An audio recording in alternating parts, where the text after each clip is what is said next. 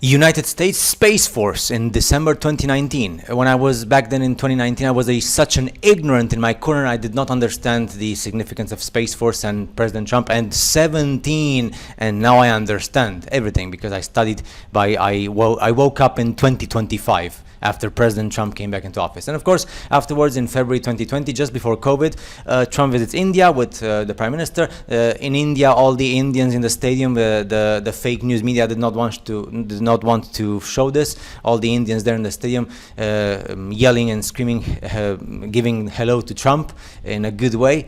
And Prime Minister Modi from India saying Namaste Trump at least 3 times from the podium. And yes, everybody enjoying themselves. And of course, the fake news media did not want you to see all this crowd of people in India. And afterwards, of course, we understand everything about Ukraine and the special military operation of Russia and Ukraine. And everything is so simple because once you study the reality of the real world, you understand. And then in the next video, I'm going to try to show something about COVID and the Fed submitted in 2020, 6 years ago. We were so ignorant, but not anymore. And I'm glad I woke up. But of course, it took me a long time in my corner, alone and depressed. And it's something I do not recommend because you're alone and depressed in your corner and you have to study military geopolitics and the international events. And 17, everything has published by 17 because we enjoy 17, don't you? I love 17. Do you love 17? I adore 17. And see you in the next video. India. This is in Delhi. It's called the Qutub's Column in Delhi. And I'm going to show you one more picture here so you can appreciate the awesomeness of what you have never been told. Let's see some really awesome pictures and photos regarding India, and let's see if you change your mindset. The Viceroy's house and other government buildings under construction, they say, in the 1920s in New Delhi in India.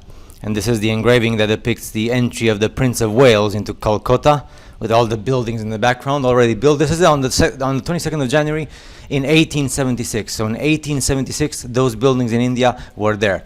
This is the Writers' Building in Kolkata or Calcutta in India. They say it was designed in 1777. I know. Writers' Building again in Calcutta. And this photo is captured in 1850, in the 1850s. Holwell's Monument in Calcutta. They say it was built in 1760 and demolished and re-erected in 1906. I'm just telling you what history tells us. And afterwards, you are more than welcome to liberate your mindset with while studying the reality of the real world. And also, this is the Ai Mandapam, also known as the Government's Park Monument in Pondicherry. They say it was built in the 18th century. Fort St. George in Chennai. They say it was built in 1639 by the British East India Company. Ripon Building in Chennai, India, inaugurated in 1913 as the headquarters of the municipal corporation. The Town Hall in Bombay, which is now called Mumbai, in the early 19th century. This is the Pillared Hall in the Mysore Palace in India.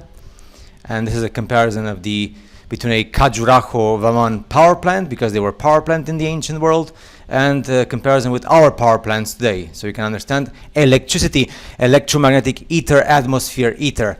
The balcony of the Qutub Minar. And this is called the Afzal Khan's tomb and mosque from 1885. They call these places tombs, as if, you know, they were built for to be a tomb. Look at the design on the roof and everything else. More like to do with electricity. Amber Fort in Rajasthan in India. They say this one was built in the first millennium in 967. They invent all sorts of history. The Asafi Mosque, again, you see, in Europe they call them cathedrals and churches. In other parts of the world they call them synagogues, and in these parts of the world they call them mosques. Let's see more. Look at that. You can understand for yourself. They say this one is in Lucknow, in India. They say it was built in 1784. I guess by the British. I don't know. The Badshahi Mosque in Punjab, built in 17th century, they say, and then converted to a military garrison a century later. Again, the Badshahi Mosque as they call it. Look at the size of that thing. This is in Bangladesh, because India and Bangladesh are so close, then I actually came here. The Begunia temples in Barakar, West Bengal, India. Again, power station electricity from the past. Begunia temples in Barakar, photo from 1872. And again, a photo from those same temples. They call them temples, you know. Bombay High Court in 1870. Now, this is brutal, but let's see more. This is the Bupaya Pagoda. Again, what are pagodas? Are pagodas something more than just like it happens in the Christian world, churches and cathedrals for the purpose of religion? This is in the ancient city of Bagan in Myanmar, and this is called the city of temples, also in Bagan in Myanmar. And this one is called the Gavdav Palin. I'm just going to read it as close as possible to the original language, so I don't read English. Gavdav Palin, they say it was built in the 12th century, also for Buddhist purposes. Let's say, how about we say electromagnetic energy, ether, atmospheric electricity purposes from the millennium of Jesus Christ. Anyway, the same temple from the front. Impressive, isn't it, right? And the same temple, Gavdav Palin, from the angle, so you can appreciate the architecture. Remember that the big majority of these places, I mean, even today they have metal. In the past, they had more metal, more gold, more bronze, more iron, and more mercury, like liquid mercury. So, yeah. And the Gavdav Palin temple, in a very awesome photo I found, so you can appreciate the details of the photo in the ancient city of Bagan, Myanmar. And this, interestingly enough, so you can actually compare to the other architecture of the world. Again, we are in Myanmar. If I didn't tell you this was Myanmar, you would say it's America or Europe or whatever. This is the government house in Rangoon, which is the biggest city in Myanmar. And this is from 1895. And guess what? It was demolished in 1985, before the fall of the wall of Berlin in 89. So yeah, in Rangoon. If I didn't tell you this was in the city in Myanmar, you would say it's a Christian country, right? Or like whatever. And this one, which totally blew me away because I had no idea that this was in Myanmar. I would thought it would be like in Russia or something, okay, or in India. The Great Bell of Damazedi from the 1800s. The Mingun Bell, also called in Burma, because back in the day Myanmar was called Burma. So when I say Myanmar is a synonym for Burma, it doesn't matter. The country's name in the past, especially before, especially during the Cold War days, was Burma. So this, they say, was cast in Myanmar between the years of 1808 and 1810, at the beginning of the 19th century. You tell me if the ancestors of these people cast this thing in Myanmar at the beginning of the 1800s. This is the Minain Gone temple. Again, they're not temples, they're power stations for electricity, but I call them temples because if you search for them, they're called temples. Buddhist monument, they call it. It's in the old part of Bagan, of the city of Bagan in Myanmar. And this one, again, a building, if I didn't tell you it was from Myanmar, you would say, oh, it's Europe or America. This is the ministers or the secretariat building in Yangon, which is formerly Rangoon. So again, the capital, Yangon, formerly the name was Rangoon. And this is the building of the ministry, or like the secretary general, you would say. This is in the 1900s. And again, this is the bell in 1870, as it was there in the middle of nowhere. And this is the Pugam Mio in Myanmar, another big, huge power station, but they call it temple. And this is the Ratanapon Stupa. You can see the size of it compared to a human being there. This is in western Myanmar. These are called stupas. You can actually see there are power stations, towers for electricity, and the ruins. Look at how this is like a huge size of this land is covered by these things. So these are gigantic. Ruins of Bagan in Myanmar. So again, in the city of Bagan, they call them multiple ancient temples and pagodas. And this picture specifically was taken in 1999, so almost 30 years ago. And this is the Shwedagon pagoda, very famous, touristically speaking, a gilded stupa in Yangon in Myanmar. Again, do you actually see the power station? Very similar to what we've seen in Indonesia and in India as well. And these, this is again the same stuff, and this is the Svetav Miat Paya. that's called, these columns again, which we saw them again in India and Russia and America and other parts of the world. And this is a comparison between what we find on the left in Brunei, which is also a country, another country in Southeast Asia, and Myanmar. So on the left we have Brunei, and on the right we have Myanmar in Bagan. And way back. Now let's go again through all this. So when you see these photos, think of electricity, power station, ether, atmospheric. And of course, this is one of the most incredible things I've seen in my life. Even I didn't care about many of these countries, like Myanmar, precisely because it's like surrounded by China, India, and Thailand, and Bangladesh and Laos. Of course, Laos is also another country that people don't care about. But because it's surrounded by China, Thailand, and India, people think about China, Thailand, and India. Nobody really thinks about Myanmar. And you look at Myanmar and say, by the gods. And it totally fell in love with the reality of the real world. Especially when I saw some of these pictures, like the bell here, and this picture here, and these here. They're so shocking to the eye and to the mind and stuff. And now Myanmar is like in the top 3, literally, like from being a country that I literally had no clue about and I had no interest in and didn't even care about to look on the map, and now it's like in my top 3 favorite just because of the power stations of electricity, which rival in the same sense of majestic opulence that the stuff you see in America and Europe and Australia and other parts of the world and Russia, etc. So I'm going to finish the video with what truly has shocked me to the core of my existence, which is, I mean, all of them are so amazing, but literally some of them, like, which one? Like this. When you see them, imagine like walking up those stairs and knowing that this is not religious. It's not for religion purposes. And it totally changes your mindset, changes your life, changes everything you know about this world. Chronologically, historically, geographically, and geopolitical, military even. So yeah, it's beyond words to describe. Capitol buildings in the United States of America. Let's start first. Capitol building in the state of Iowa. Capitol building in the state of Texas.